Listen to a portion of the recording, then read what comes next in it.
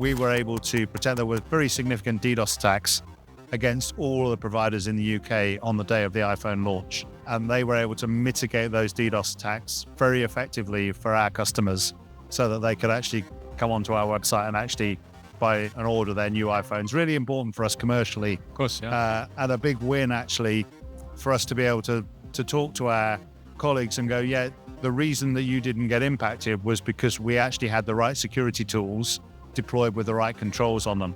Curiosity, being curious is probably the most important skill that you can have. You can learn lots of technical skills. You can go and learn about Cisco. You can go and learn about Imperva or any of the other myriad security vendors. But actually the underlying thing that is most important in anyone is curiosity. Why is that happening? And what's driving it?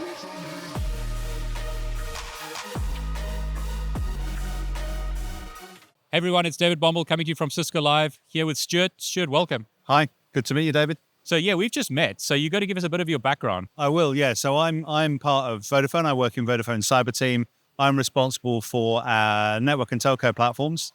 Basically, they're the platforms that sit on the perimeter of Vodafone as an enterprise, but also in our network when people are roaming abroad. You may or may not be aware the signaling system that we use for our voice networks is pretty ancient. It's probably was devised when I joined the telecom industry, which is a very long time ago now. 3 years ago, right? Yeah, 3. Yeah. You can put another zero on that and probably add 10 as well. But that system is not very secure, so we have firewalls in the middle of that infrastructure that we look to police what's going on and to try and protect our customers.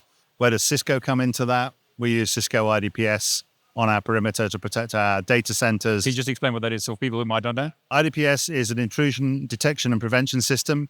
So it's looking at two things, really, primarily. One is signatures. So looking at traffic, looking for known bad signatures in the traffic, either signatures that we get directly from Cisco or signatures that we create ourselves. And then the other thing is looking at the origins of the traffic, where it's coming from, and we would then block traffic based on where the origin IPs are. One of the things that we do with that is devise some of our own rules. Yep. And I think the key thing for me about it is we are protecting the infrastructure across the whole of our geography. There's just under 100 boxes deployed across our infrastructure.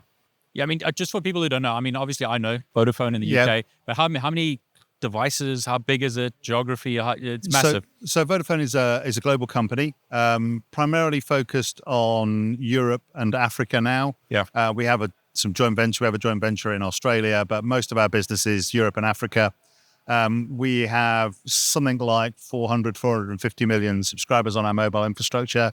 We also offer a whole bunch of fixed services. My background into Vodafone is from cable and wireless, so I'm very much connected to the old fixed business that cable and wireless ran. We have a very big internet backbone. It's one of the important things about our business. We are probably 5th, 6th biggest internet backbone globally. Well, most people don't think of it. You think about internet backbones and you don't think of Vodafone. But it's the old cable and wireless business that comes from. And then we've added all of the Vodafone mobile business over the top of it.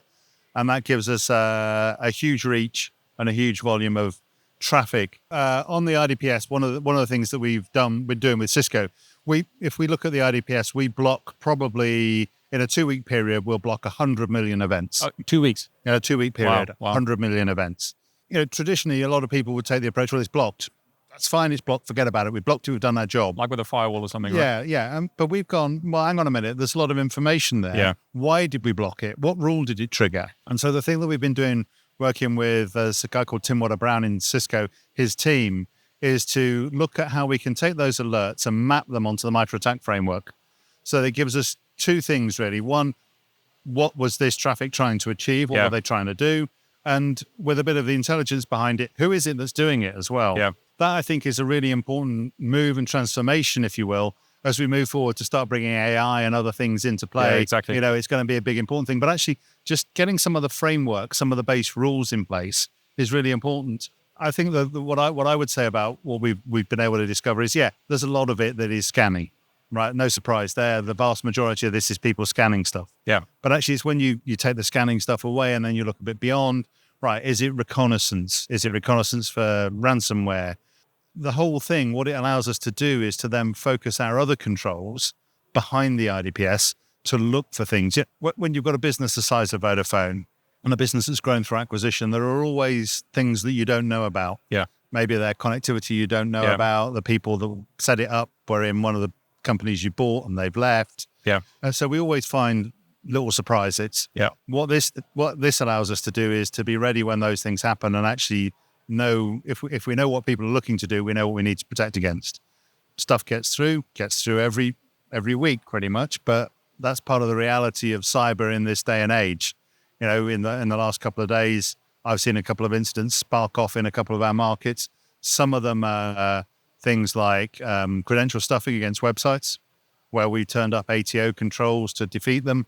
Other things might be ransomware on some box that a well-meaning engineer has configured in a lab and hasn't necessarily put all the protections on. And suddenly that's actually an issue because that box is connected to our network, or that laptop, as it might be, is connected to our network, and we need to prevent that spreading. Every company has them. Yep. And it's great to be able to have the visibility to protect and detect what's going on there and actually prevent them from becoming worse. So our collaboration with Cisco has been quite groundbreaking on that. It's one of the real drivers that we've done. And there's a theme to that plays throughout all of what we do. So the team that we had working on it was not a bunch of uber skilled, super cyber engineers who've been doing this for years. So yeah, there were some of those. Yeah. One or two of them, but actually there aren't that many. They're kind of rare and, difficult to find. Yep. And you got a big business. Yeah, we have. So what we have in Vodafone a program of both for graduates and apprentices to join us to come and do a 2-year program as a graduate. And for the apprentices, depending on what level they join, they can do a 3, 4, 5, 6-year program. I've got one apprentice in my team who has gone from being a network apprentice straight from school, gone on to do a cyber degree apprenticeship. So he's just coming to the end of that. He's been with us for 6 or 7 years working on that program. Some of those folks have been instrumental in actually developing the work that we've done with Cisco. That's great. And that is fantastic to actually see them. There's some other stuff that we've been developing ourselves. One of the critical things for any network business is to make sure that the network devices themselves are adequately secure. From a cyber perspective, we're always great about thinking about endpoints, about laptops, about servers. Exactly. We protect those. We understand to protect those.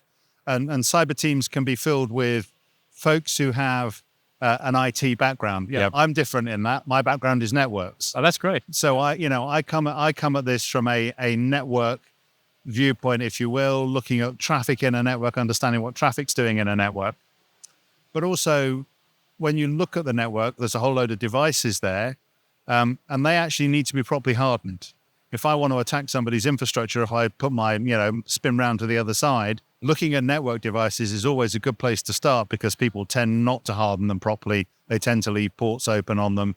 They tend to use common passwords on them. And it's one of the things that we've been looking for a way of getting a better understanding of, being able to assure that things are being done properly.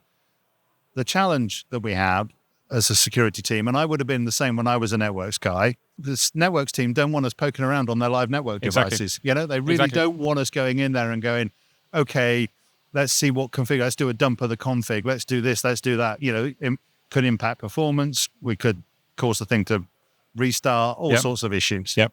One of our architect colleagues, Helen Armstrong, and I really should name check her because this is her idea. Helen came up with the concept of every device should have a backup. Why don't we just use the backups? And why don't we do a check on what the backups actually have as a config? We've got far more freedom and we're not going to knock a service offline. And it has the other effect as well of actually it does ensure that the devices have a backup. One of our other checks is do things have proper backups? So you kind of force it by having this policy. So we've devised a tool. It's got a very boring name. We really do need to come up with a better name for it. We call it DOAT, which is Device Operational Assurance Tool. Well, that's good. It sounds like an engineer's tool. Yes, it is an engineer's tool. It is an engineer's tool.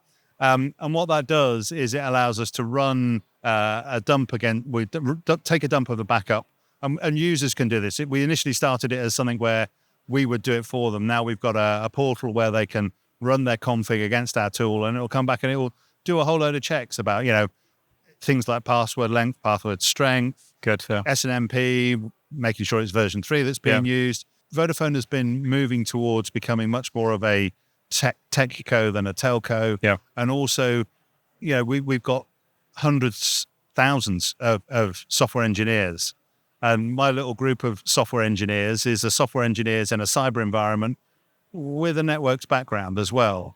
And that's been quite a unique team. It's been interesting to see them develop as they've learned their coding skills, Python skills, whatever. We have now got this tool working across the environment. So it's Fortinet, F5. The most challenging one of the lot is Huawei. Interesting one to mention, because that opens up another whole can of worms, which we won't get into unless you want to. But yeah, no, but I mean, it's been interesting finding people that've got the skills and expertise to actually understand what a good configuration on a Huawei box looks like. Yeah. But we have got people in the business. It's been great. We probably have a team of across the business 180, 200 network engineers who have become part of the community that's helped us grow and develop the tool. And it's brilliant to see that community come together. They have regular conversations, regular calls. Not everyone's there. Obviously, not everyone's on every call or anything. But what you do have is a community that are prepared now to help each other. That's great. And it's really great to see that come forward as a sort of capability within the team. The other thing I talked a bit about being a big internet backbone. Yeah. One of the things that we're looking at there is understanding some of the traffic flows that are going through our backbone. Because ultimately, it's a bit of a hackneyed phrase, but the network tends not to lie. If it says a packet's gone from A to B, then a packet has gone from A to B. Packets don't lie, right? Yeah, exactly. They don't. It's quite easy if you're a skilled threat actor to be able to bamboozle a tool on an endpoint. You can make an endpoint look like it's sitting there not doing very much. Yep. Where actually it's actually running all your processes in the background and no one actually sees it happen. Yep. Very difficult to do that on the network. If there's traffic going through the network, you can see the traffic. So we are looking at some flow capabilities within our backbone, using NetFlow at a very large scale to understand what the flows are and to look for that malicious traffic. We've had threat actor events where we've had stuff come into our environment. We've seen some origin IPs, and using our NetFlow in the backbone, we've been able to say, okay, we know they're attacking, say, these 5 nodes. Yep. What else is that IP that the bad traffic's coming from talking to? Yeah. All right, here's another 12 nodes it's talking to. And then spinning it and looking back at those nodes and saying, what are those nodes actually talking to? Oh, so it's that IP. Oh, and there's 3 others there as well that we don't know. Where have they come from? What are they doing? Yeah. And it's a really powerful way of being able to see bad traffic. But also, one of the other things that we use it for is looking at our own IPs, where we actually can see colleagues logging into our VPN infrastructure. Yeah. One of the challenges that every business has at scale is managing that infrastructure of VPN nodes, making sure everything's known and understood. And we can use this tool to go, hang on a minute, that's a new VPN. Where's that come from? What's it doing? Why is it there? And actually go and do some work to make sure it's properly managed and part of the environment and part of the family. So, Stuart, one of the organizations I've dealt with and I've had interviews with is Talos. Yep. Can you explain what Talos helps you do day to day? Sure. So, Talos is important to us. We use Talos for several things. In fact, we were talking to them this morning. We're running a range with Talos in a couple of weeks' time, which is all about upskilling our team, giving them the ability to learn from the Talos experts, and also to then have a live test exercise where Talos are going to test those skills. So there's an important piece there about learning and understanding and developing skills. Talos are also really useful to us when we see malicious activity. We have the ability to go and ask them about their view and understanding of it. We're having a conversation this morning. I won't go into too many details about exactly what it was, but something we've seen in our infrastructure. We've got nothing in our known threat intelligence feeds to tell us anything about this. So we're asking Talos, what do you know? Yeah. Have you seen this threat actor? Do you know what this threat actor is? And helping us understand what this threat actor is trying to do with the targeting one of our operating companies. What are they after? How do we make sure that we're covering all the bases? We've seen some malicious traffic, but you can never be sure in this business that what you're seeing is what you really need to worry about. Yeah. Sometimes what you're seeing is not what you need to worry about. It's what you've not seen because they're using that as a distraction that you really need to worry about. So there's a bunch of that kind of dialogue, and we find Talos very useful as a a source to give us that information. The other thing that we use, and I'm sure many Cisco customers do, is the secure intelligence feed that Talos provide, and that gives us the updates onto our IDPS devices. I think it's every 10 or 15 minutes we get an update of things that we need to block. And one of the things that we've done over the last few years since I've taken over the team, we had to fight the battle of security as stopping services working, security are getting in the way. Yep. So a lot of our IPS devices were prioritized availability over security. Wow. And we have moved that to security over availability. And I think I can honestly say we haven't caused a single availability outage in that transition. That's amazing. Which has been really something for the whole team to be proud of. Yeah. Stuart, I think a lot of people will be interested to know you've got all this experience. Yeah. You've been doing this for a long time. You're dealing with a large organization. What are your recommendations? Yeah. One of the things for anyone coming into cyber, curiosity, being curious is probably the most important skill that you can have, because you can learn lots of technical skills. You can go and learn about Cisco. You can go and learn about Imperva or any of the other myriad security vendors. They'll all give you lots of training. They'll all give you lots of knowledge about how their tools work. But actually, the underlying thing that is most important in anyone is curiosity. Why is that happening? And what's driving it? And then not always accepting the first answer. Yeah. Sometimes you need to scratch a bit deeper and understand in a bit more detail what is actually happening in the background. We've had lots of incidents, lots of things over the years where you can, it's almost like a watch out. Don't let your preconceived opinions form your views when you see something. Have an open mind. Yeah. Be curious about what you're looking at. It's very easy, and it's very easy in security to jump down a rabbit hole very quickly and say, I've seen that before. That must be one of those. Yeah. For people perhaps wanting to join, any sort of skills? You mentioned Python. Anything else apart from curiosity and Python? Well, a lot of it's down to the individual. I mentioned someone earlier on who'd been very involved in helping us get our DOAT tool stood up. I know his background was one of also having done startups. He had some ideas and he had the courage to go and back himself to go and try and do stuff. And he was quite successful in what he did. And I would also endorse that for anyone else. If you've got ideas, go and pitch them. Go and develop them, take them out into the marketplace and see what the interest is. It's so much easier now than when I started out in this business to actually take things out there and get an audience for it. There's an audience here for stuff. There's loads of places you can take your ideas. If you've got good ideas, get out there with them and try and pitch them. And perhaps one other thing that I would also mention, and I know we've done a lot of this in Vodafone, is what we call our tech career path. Yeah.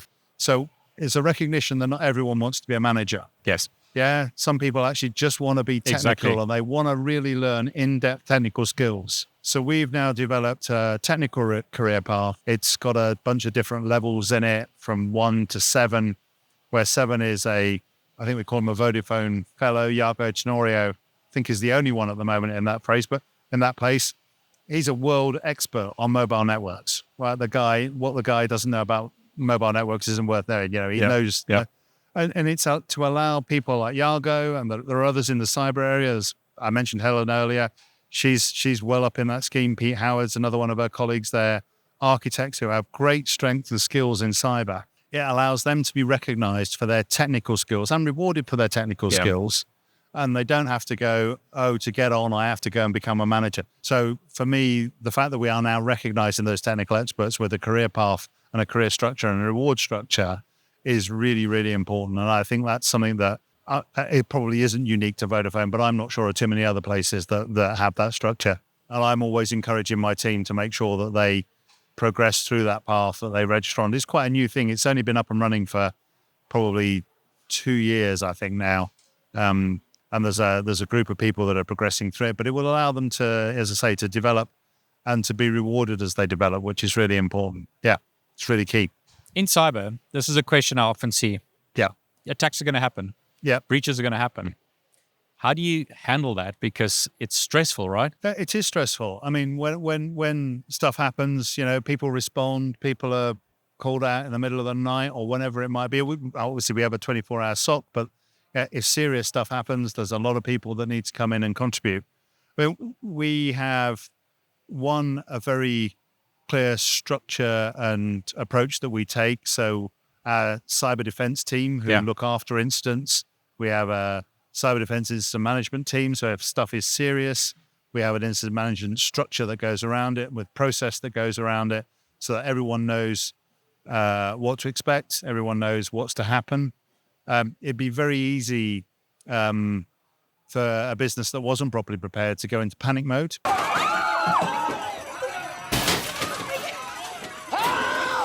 I think for us, because we've got this proven structure, we have a way of classifying incidents from potentially crisis down to, an S4, which might be an alert's gone off on someone's laptop. Each has its own appropriate response. Yeah. And everyone knows what that response is. And then when things happen, they know how to respond. They know what the framework can be. I think the biggest challenge we face in that space is you can go for a period where things are reasonable, there's not a lot happening, and then you might get 4 or 5 things happen all in the same sort of time. And that's when it gets stressful. So it's not maybe the what you need to do, but the fact that there's a volume of it that really adds to the stress levels.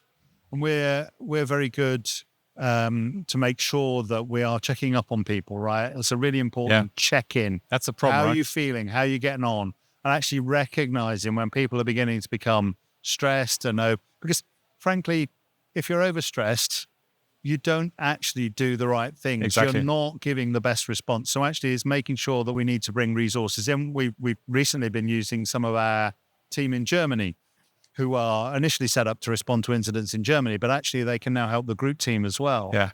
So it's providing some more resource into the team when things do get very busy, very heavy workloads, and they're helping to alleviate that.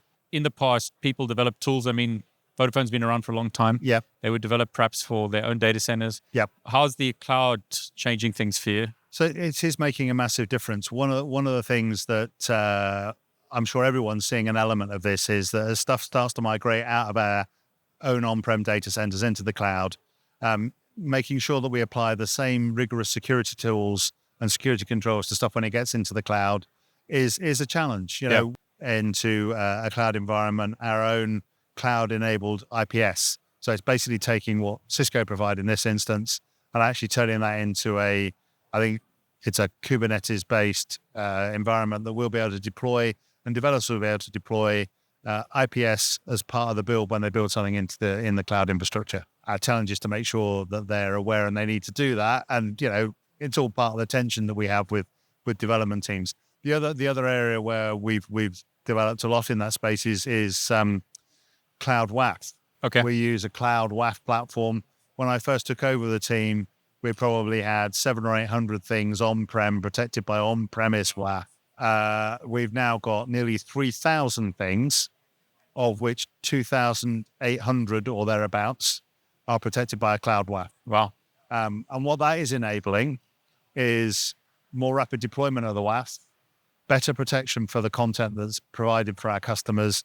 My colleagues in the UK would probably cite their platform in the UK when the iPhone launch happened recently.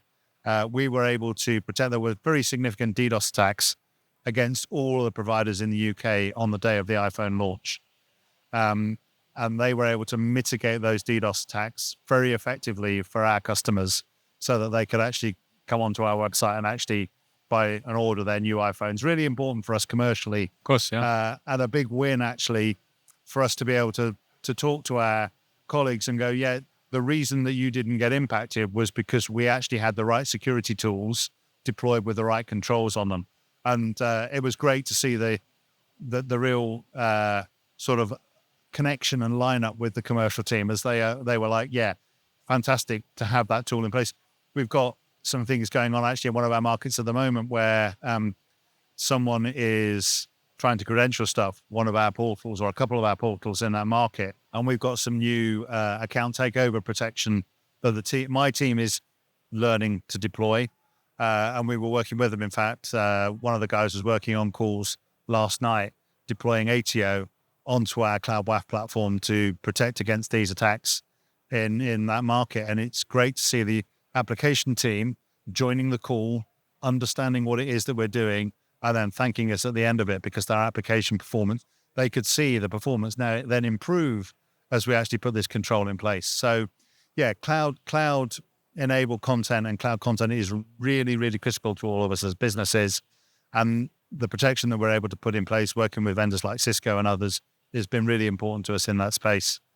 And I suppose the one other thing that then usually comes, you talk about cloud, what about AI? Exactly. Yeah, big conversation. Yeah, big conversation there. And we've been talking with some of the guys from Cisco here today about how AI is being used to improve the performance of firewalls and IDPS boxes.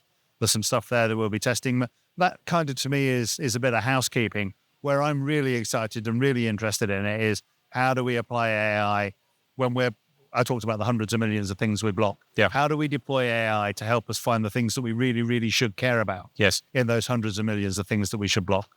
I am absolutely sure that it'll make a massive contribution there, because the ability for us to use AI to do stuff that would take folks days and weeks, and actually to start getting in there and going, right, actually, do you know what? That's the anomalous one. There might be a million things going on there, but that's the one that's really strange. And if we can start to get AI to help us do that, I think it will make a massive, massive contribution.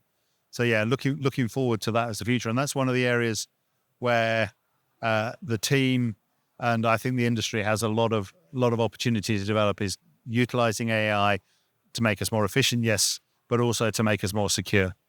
There's a podcast, you'll probably know it in the UK, The Rest is Politics. Yeah. And Bill Gates was on it recently. And the guys were asking him about AI. Yep. And his statement about AI was, it's really important that the good guys have better AI than the bad guys. That is a good point. And you kind of go, yeah, no shit. Yeah, I get that. Exactly. But actually, it is a really important point. We have to be using AI.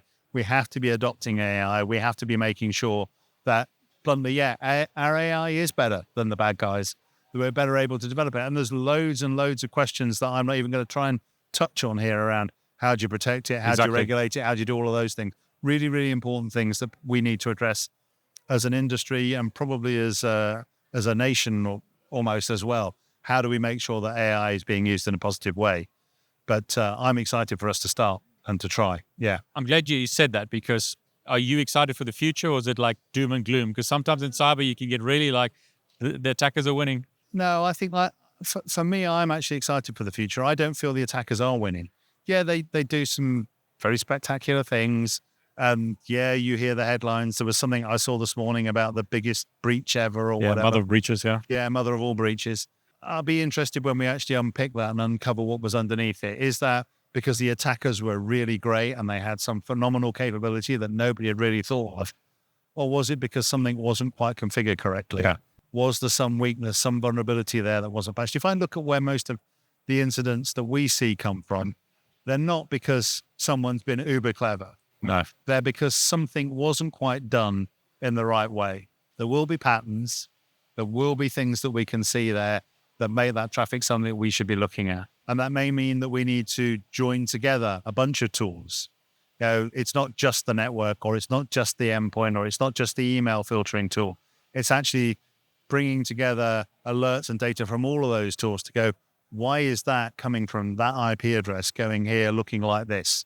Because that's not normally where someone that's, you know, your mate who's sending you photos of something you did, just their emails don't normally come from those IP addresses. Yeah, it's stuff like that we need to get into, and we're not going to be able to do that without AI to help us. Stuart, I really want to thank you for sharing. And I'm glad that you ended off on a really positive note, because it can feel like doom and gloom sometimes. Yeah. So thanks so much for inspiring the next generation and for sharing. David, it's a pleasure. Thank you. Really appreciate it. Thank you. Thank you.